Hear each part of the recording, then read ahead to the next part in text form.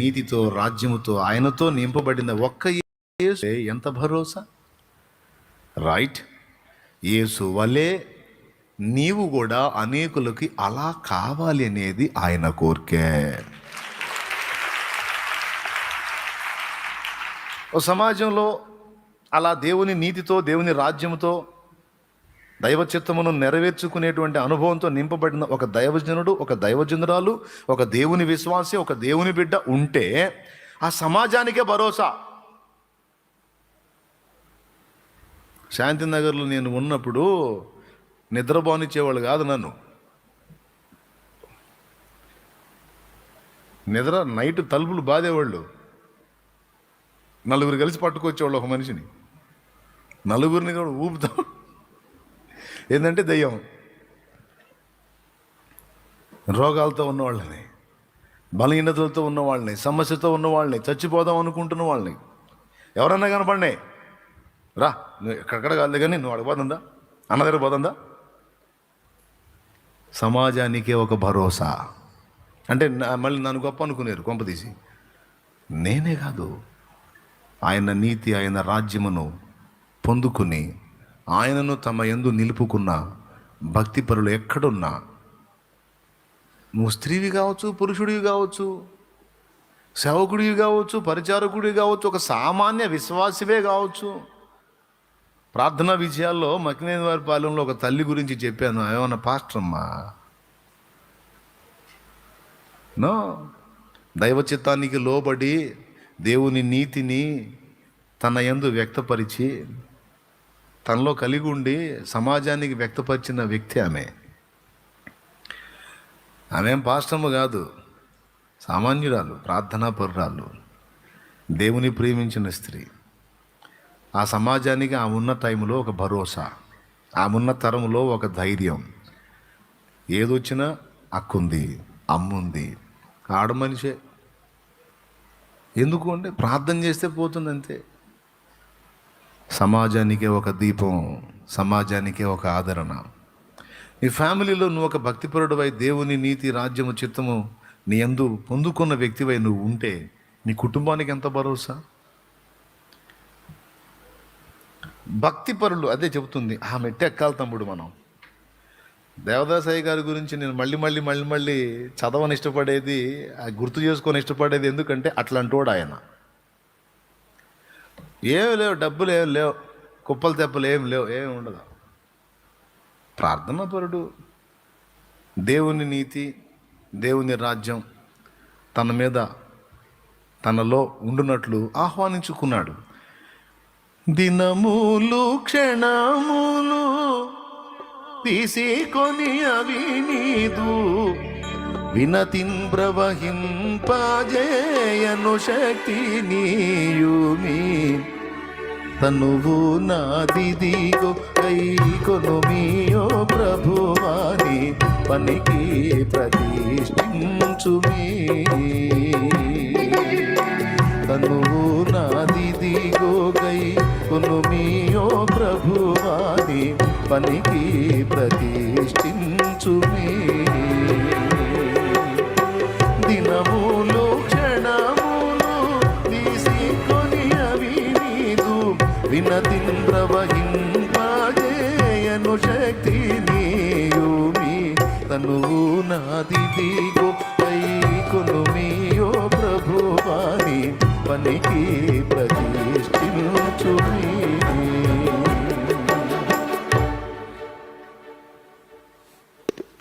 ఇంకెవరికి భయం లేదు. ఆయన ఉంటే చాలు. ఆయన దేవుని మనిషి, ఆస్తిపరుడు కాదు, రాజకీయ నాయకుడు అంతకన్నా కాదు. ఆయన ఏం పెత్తందారి కాదు, దీనుడు. అబ్బాయి అంటాడు, రే రే రే అని కూడా అండవు. అమ్మాయి అబ్బాయి. ఇప్పుడన్నా దరిద్రం అప్పుడప్పుడు నా నోట ఈ పిల్లలు చిన్నప్పటి నుంచి నా ముందు ఎదిగిన లేదా అరే అరే అని అలవాటు చొప్పున ఆ దరిద్రం వస్తుంది. ఆ పెద్ద ఆయన అరే ఒరే కూడా లేదు. అబ్బాయి అబ్బాయి అమ్మాయి అంతే. దేవునికి స్తోత్రం.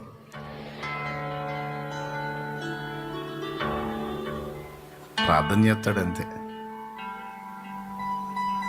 వెళ్ళిపోయి కూడా చాలా కాలం అయిపోయింది, సంవత్సరాల కాలం అయిపోయింది. దేవుని మహాకృప ఇంకా ఇంకా దేవుని పని జరుగుతూనే ఉంది. మనిషి పోయినా కూడా జరుగుతూనే ఉంది.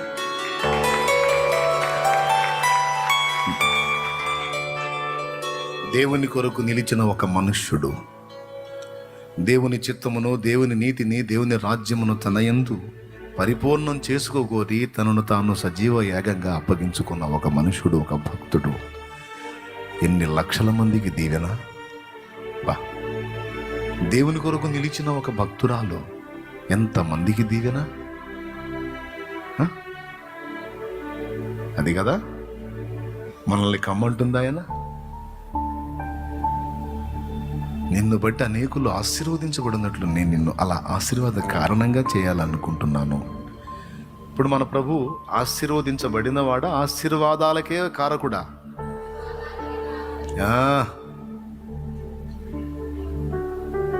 మరి మనం కూడా ఆయన పిల్లల్లాగా ఆశీర్వాదాలకు కారకులంగా, అనేకులు దీవించబడటానికి మనము కారణం అగునట్లుగా చెయ్యాలనేది మన ఎడల ఆయన సంకల్పం.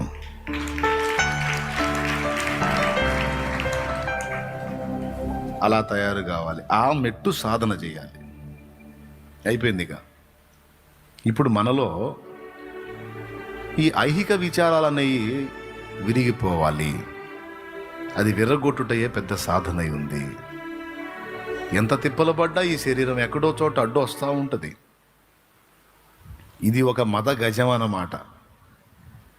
మదావళంబును బోలిన అన్నాడు కదా, యెహోవా నా మొర లాలించెను అన్న కాడ తన దేహాన్ని మద గజంతో పోల్చాడు. ఏ కాడికి మదించిన గజం, ఈ మదించిన ఏనుగు అడ్డు వస్తూ ఉంటుంది మనకి. దాన్ని త్రోసేసుకొని ముందుకు సాగిపోవాలి ఆత్మ సంబంధులమై. దేవునికి మహిమ.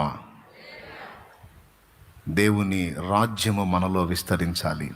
ఒక మాట, 2 ప్రభుత్వాలు ఒక రాజ్యంలో సాధ్యమైద్దా? అయిపోయింది, క్లైమాక్స్కి వచ్చాను. సంతోషంగా స్తోత్రం చెప్పండి. చురుగ్గానే ఉన్నారు సుమా, సంతోషం.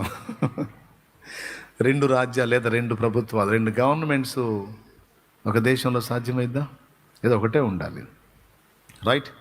ఇప్పుడు దేవుని రాజ్యం మనలో విస్తరించాలంటే మన రాజ్యం, మనకు మనంగా చేసుకున్న నిర్మించుకున్న రాజ్యం కూలిపోవాలి. ఇది ఎంతగా కూలిపోద్దో మన సొంత రాజ్యం, దేవుని రాజ్యం అంతగా విస్తరిస్తుంది మనలో. ఆ సొంత రాజ్యాన్ని కూలగొట్టడమే గొప్ప పని అయి ఉన్నది. దానికోసం గొప్ప సాధన అవసరమై ఉన్నది. పని కట్టుకొని వెతుక్కొని కూలగొట్టాలి. ఇక దేవుని రాజ్యం నిండిపోతూ ఉంటుంది. ఓకే, దేవుని నీతి పొందుకోమన్నాడు. దేవుని నీతి మనలో నిండి నిబిడీకృతం కావాలంటే, ఆయన నీతి మనలో నిండిపోయి ఆయన స్వభావం మన నుండి వెలువడాలి అంటే మన స్వనీతి ఏం కావాలి? విరిగిపోవాలి. అర్థమైందా? అందుకు అడిగాడు అన్నమాట, విరిగి నలిగిన హృదయం గల వారికి నేను ఆసనుణ్ణి. విరిగిన మనసు కలిగిన వారిని, నలిగిన హృదయం గల వారిని ఉజ్జీవింపజేయటానికి వారి దగ్గరే నేను నివాసం ఉంటున్నాను అన్నాడు. ఈ స్వీయత విరగన వాళ్ళ దగ్గర దేవుడు ఇమడలేడు. కానీ ఏం చేద్దాం, వస్తానే ఉంటుంది. దాన్ని దెబ్బగొట్టాలా, అప్పుడే దేవుని కొరకు వెలగగలుగుతాం. ఆత్మార్పణ చేయకనే ఆశించితి నీ చెలిమి, అహమును అనగా స్వయమును, సొంతమును, స్వచిత్తమును, స్వనీతిని, స్వీయతను, అహమును ప్రేమించుచునే అరసితి ప్రభుని కలిమి. ఆత్మార్పణ చేయగనే ఆశించితి నీ చెలిమి, అహమును ప్రేమించుచునే పించుచునే అరసితి ప్రభుని కలిమి ఆశా నిరాశయే ఆవేదనెదురాయే ఆధ్యాత్మిక లేమిగని అల్లాడిన వలలు ఆధ్యాత్మిక లేమిగని అల్లాడిన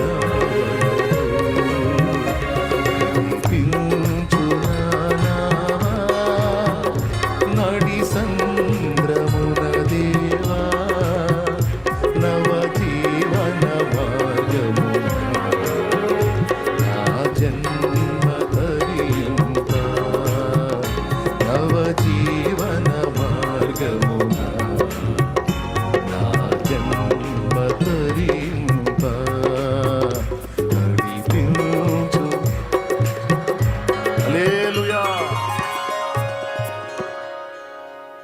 దేవునికి మహిమ. అయిపోయింది ప్రియులారా. కొద్దిగా ఆలోచించండి, ఆ భక్తుడు ఎంత యథార్థంగా మాట్లాడుతున్నాడు. ఆత్మార్పణ చేయకుండానే నీతో ఫ్రెండ్షిప్ కోరాను, స్వీయతను ఇష్టపడుతూనే స్వీయతను కాంక్షిస్తూనే నీ దగ్గర నుండి నీవు ఇచ్చేది పొందుకోవాలని ఎదురు చూశాను. రెండు తప్పే. నీతో స్నేహం అంటే ఆత్మార్పణ తథ్యం, సజీవ యాగంగా నన్ను నేను సమర్పించుకుంటేనే అది సాధ్యం.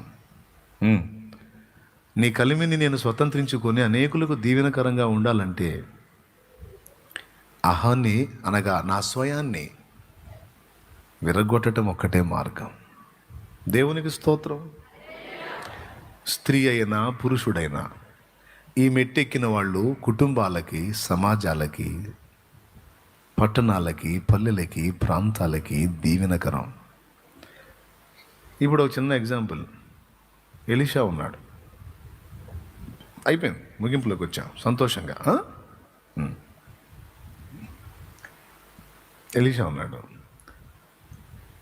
సిరియాలో ఉన్న బానిస పిల్ల నయమాను భార్యకి ఏం చెప్పింది? అయ్యగారు ఆ కుష్ఠవ్యాధితో అల్లాడుతున్నాడు కదా, అయ్యగారు షోమ్రోనులో ప్రవక్త ఉన్నాడు, అయ్యగారు ఆయన దగ్గరికి వెళ్ళాలని నేనెంతో కోరుచున్నాను. నా యజమానుడు ఆయన యొద్దకు వెళ్ళిన ఎడల నిశ్చయముగా బాగుపడును కదా. ఒరి ఒరి ఒరి ఒరి ఒరి బానిస పిల్లకి తెలిసే కదా షోమ్రోన్లో ప్రవక్త. షోమ్రోన్లో ప్రవక్త బానిస పిల్లకి తెలిసే కదా.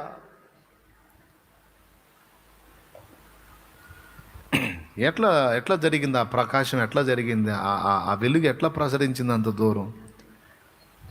ఎలీషా నేను చెప్పిన కొలతల్లో ఉన్న వ్యక్తి. నయమాను బాగుపడి తీసుకొచ్చి అమౌంట్ ఇవ్వబోతే ఏమన్నాడు? అవునా, తెచ్చావా, ఇచ్చేపో అన్నాడా? ఎందుకంటే అతడు అన్యుడు, మేలు పొందాడు, ఇవ్వటానికి వచ్చాడు. అంటే ఏంటి?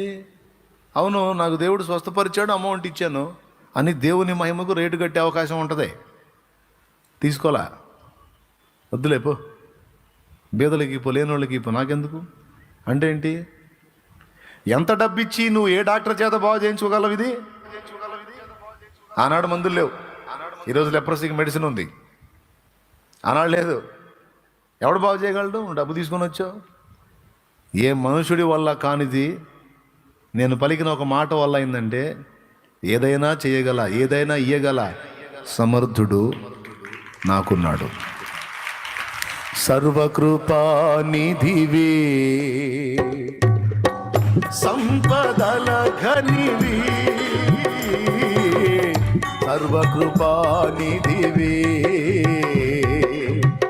సంపదల ఘనివి, సకలము చేయగలని వైపేనా కన్నులేతి చూచెదా.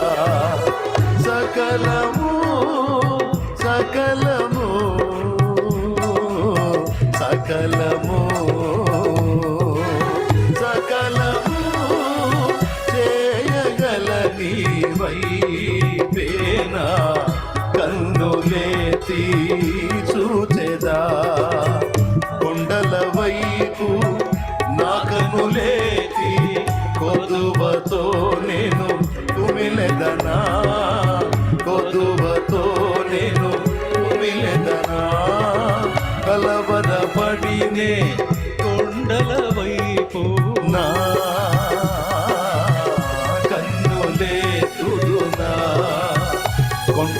వైపు నా కనులేతి కొదువతో నేను కుమిలెదనా, కొదువతో నేను కుమిలెదనా.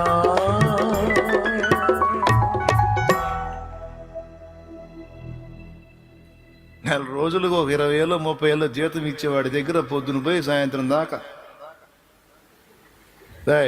సార్ అలాగే sir okay sir okay sir okay sir ఆడ 30,000 ఇస్తాడు, ఒక 20,000 ఇస్తాడు, 10,000 ఇస్తాడు, 15,000 ఇస్తాడు. పొద్దున్న నుంచి సాయంత్రం దాకా నిన్ను నువ్వు సంపూర్ణ సమర్పణ. కూర్చో కూర్చో కూర్చో ఓకే సార్ ఓకే సార్ కూర్చోమా ఓకే సార్ కూర్చుడు ఓకే సార్ చూద్దాం సార్. టీ చెప్పా okay sir tea okay sir చెప్తాం. కాఫీ చెప్పా ఓకే సార్. పని చేయవా కంప్లీట్ చేసా ఓకే సార్ అలా సార్ ఇదే ఓకే సార్ చేద్దాం సార్ ఓకే సార్. ఏమైనా లేట్ అయిందండి సార్ కొంచెం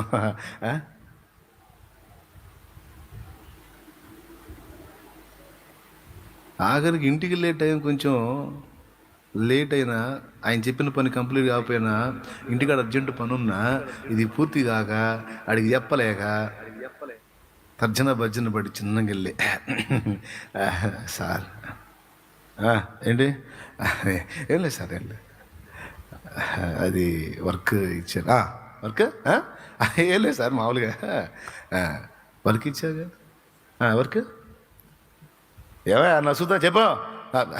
ఏం లేదు సార్ ఏం లేదు వెళ్తున్నాం సార్ ఏం లేదు సార్ పర్లేదు సార్ పర్లేదు. ఏంటి అది వర్క్ కంప్లీట్ కాలేదు, ఇంటికాడ బంధువులు వచ్చారు, మార్నింగ్ వచ్చారు, వాస్తవంగా ఈరోజు సెలవు పెట్టాలి కానీ మీరు వర్క్ చెప్పారు అందుకని వచ్చాను. ఏంది ఇప్పుడు ఇంటికి వెళ్తా అంటావు అదేనా? రేపు పెందలాడు వచ్చి పూర్తి చేస్తాను సార్ నేను, రేపు పెందలాడు వచ్చి పూర్తి చేస్తాను. ఎల్లు ఏమైంది? Thank you sir thank you sir. ఓరే నాయనా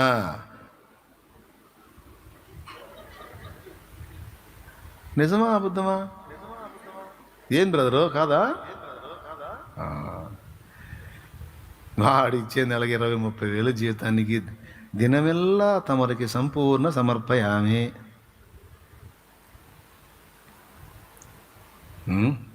అంత మాత్రం సమర్పణ పెద్ద ఆయనకి చేసుకుంటే ఎంత బాగుంటుందండి. ఆ రేంజ్లో ఆ పెద్ద ఆయనకి బెండ్ అయితే ఉంటుంది బెదరో, ఇంకా మామూలుగా ఉండదు. కానీ కామే ఆఫీస్లోని ఇన్ని రకాల బెండ్లు, ఇన్ని రకాల షేకులు, ఇన్ని రకాల డ్యాన్సులు చేసి దేవుడి దగ్గరికి వచ్చినప్పటికి చూద్దాంలే. ఇది దరిద్రం. అసలు ఎవడు సంపన్నుడు ఎవడు దరిద్రుడు? దరిద్రుడి దగ్గరేమో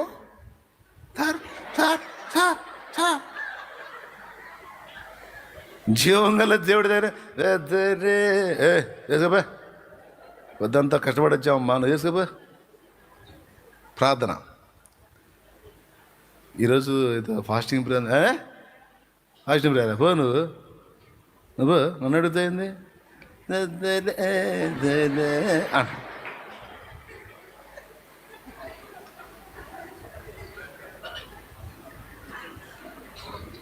దేవునికి స్తోత్రం కలిగిన కాక.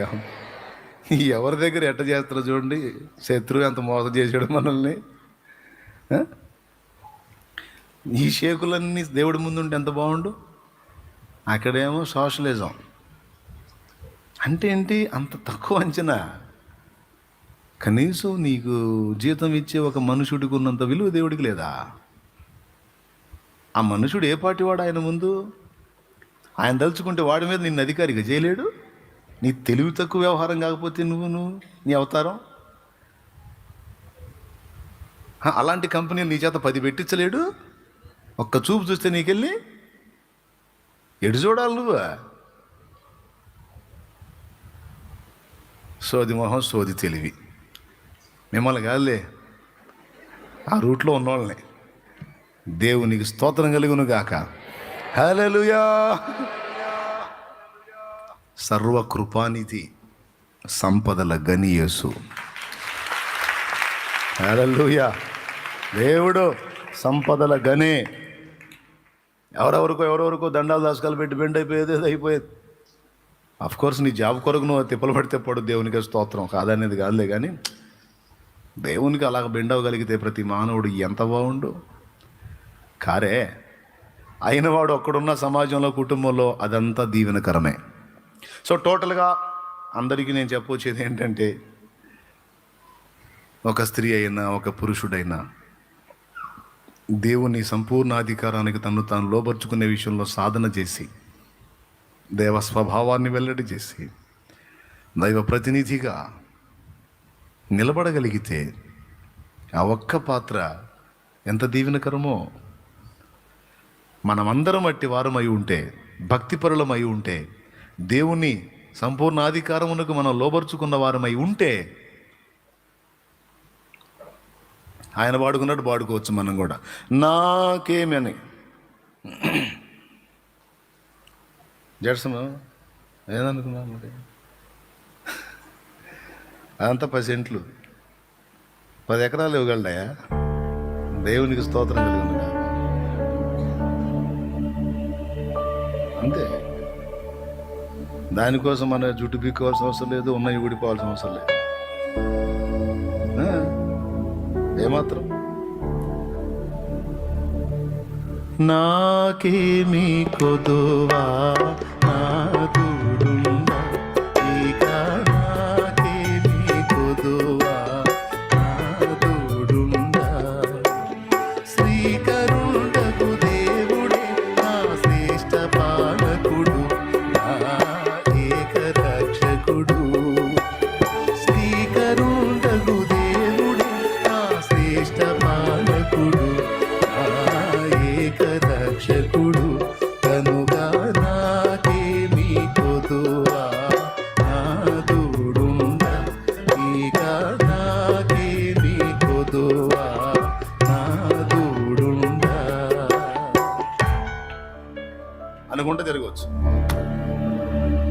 ఇంట్లో వాళ్ళకి అత్తరగా టెన్షన్ పడ్డా కూడా నువ్వు ప్రశాంతంగా ఉండొచ్చు. ఎందుకు అట్లా వరి కాదు, ఎట్లా చేయాలి, ఊరుకో, ఏమైంది ఉన్నాడుగా, నేను అడుగుతాలే, వేసాను అడుగుతాలే, చేస్తాడు.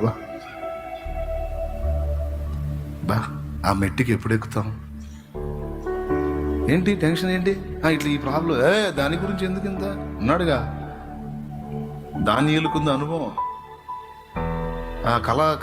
కళ చెప్పాలంట, భావం చెప్పాలంట, లేదా చంపేస్తాడంట, మొత్తం అయిపోయేటట్టు. దానికి ఎందుకు భయం? రహస్యములను బయలుపరిచే నా దేవుడున్నాడు. రాజు కన్నా కళ చెబుతా, దాని అర్థం చెబుతా, వాడి చరిత్ర మొత్తం చెబుతా. ప్రశాంతంగా ఉండండి, జస్ట్ ప్రేయర్ చేయండి. నేను వెళ్తున్నా, నేను ఆయనతో కూర్చుంటా, నాకు చెప్తాడు. చెప్పాడు, ఇంకేంటి టెన్షన్ ఎక్కడుంది? దేవుని రాజ్యమును తన యందు కలిగి ఉన్నవాడు, దేవుని ప్రభుత్వమునకు తను తాను లోబర్చుకున్నవాడు, దైవ చిత్తమునకు విలువనిచ్చి స్వచిత్త విషయంలో విరిగిపోయినవాడు, దేవుని మహిమను తప్ప మనుషుల ఘనతను లక్ష్య పెట్టనివాడు, దేవుని పొందగోరి దేవుని సమీపించేవాడు, దేవుని సంతోషాన్ని, దేవుని ఆనందాన్ని, దేవుని చిత్తాన్ని నెరవేర్చగోరి మిగుల ఆశతో ఎదురు చూసే ఒక నీతిమంతురాలు దేవునికి అందితే ఎందరికి దీవెన. పౌలు శీలల కార్యం వాళ్ళని విడిపించడమే కాదు, చెరసాల నాయకుడిని విడిపించింది, కుటుంబాన్ని విమోచించింది. దానియేలు తీసుకున్న కళ భావం యొక్క విషయాలను గురించి దానియేలు తన టీమే కాదు, అన్యులు కూడా రాజు చేతుల్లో చావకుండా కాపాడబడ్డారు. అన్యుల్ని కూడా సేవ్ చేశాడు దానియేలు. నా చెల్లి, నా తమ్ముడు, నా అన్న, నా అక్క, మనందరం అలాంటి భక్తి పరులమై ఉంటే నీ కుటుంబం, నీ సమాజం మాత్రమే కాదు, బానిస పిల్ల సిరియాలో షుమ్రోన్లో ప్రవక్త ఉన్నాడని చెప్పినట్లు ఎక్కడో ఉన్న వ్యక్తులకు నిన్ను గూర్చిన సమాచారం వెళుతుంది, పరిగెత్తి వస్తారు నీ వద్దకు మేలు కొరకు. అలాంటి దైవత్వం నిండిన వ్యక్తివి కావాలి, దైవత్వం నింపుకున్న వ్యక్తివి కావాలి, దైవ ప్రభావం నీ యందు కలిగి ఉన్న వ్యక్తివిగా రూపాంతరం చెందాలి. మానవ జ్ఞానం, మానవ సమృద్ధి నీ దగ్గర ఉంటే ఎంతవరకు ఇతరులకు ఇవ్వగలుగుతావు? డబ్బు సంపాదించి కుప్పేసుకున్నావు అనుకో, ఎంతమందికి హెల్ప్ చేయగలుగుతావు? దేవుణ్ణి నీ ఎందుకు కలిగి ఉంటే ఎంతమందికైనా సమాధానం చెప్పగలవు. భక్తి పరులందరూ అంతే కదా. ఎక్కడ దాచుకున్నారు? వాళ్ళ ధనం దేవుడే, వాళ్ళ ఆస్తి, ఐశ్వర్యం, అంతస్తు, ఘనత, గౌరవం, గొప్ప కీర్తి, కిరీటం సమస్తం ప్రభువే. తాము తిన్నది, పడుకున్నది, ఆనందించింది సమస్తం ఏది లక్ష్య పెట్టలా.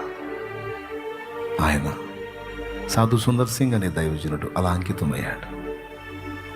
ఎన్ని అద్భుతాలు ఆయన సాక్ష్యం జరిగితే ప్రభు ఆయన పక్షంగా ఉండి చేసిన కార్యాలు మీరు ఆలోచించండి. ఈ రాత్రి ఒక మంచి నిర్ణయానికి రండి. దేవుని నీతి రాజ్యంలో ఉన్న రహస్యం ఇది. దాని ముందు మనం పొందుకోవాలి, మనలో విస్తరించాలి. దేవుడి ముందు మనల్ని నేలాలి, మనలో నిలవాలి.